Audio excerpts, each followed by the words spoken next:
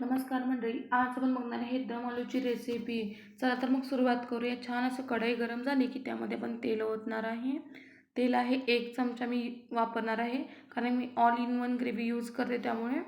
आणि छान असे आपण ओव्हनमध्ये शिजवून घेतले, ओव्हनमध्ये भाजून घेतलेले किंवा शिजवून घेतलेले बटाटे असंही तुम्ही म्हणू शकता.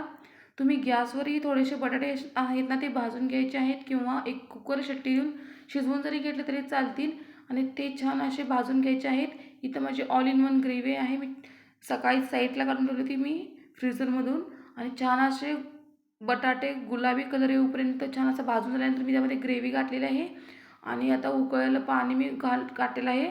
गॅस कमीच ठेवायचा, नाहीतर छान पाणी उडतं असं.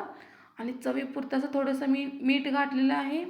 आणि तुम्ही बघू शकता इथे आपली all in one gravy use करून मी थोडीशी जास्त घातलेली आहे, कारण मला दम आलू बनवायचा आहे. दम आलूची रेसिपी पातळ नसते, थोडीशी घट्ट असते. आणि आपला दम आलू तर इथं तयार झालेला आहे. तुम्ही बघू शकता किती छान दिसतोय ना. एकदम हॉटेलसारखा दम आलूची रेसिपी तुम्हाला लागेल टेस्टला. आणि कमेंट करून नक्की सांगा की रेसिपी कशी वाटली.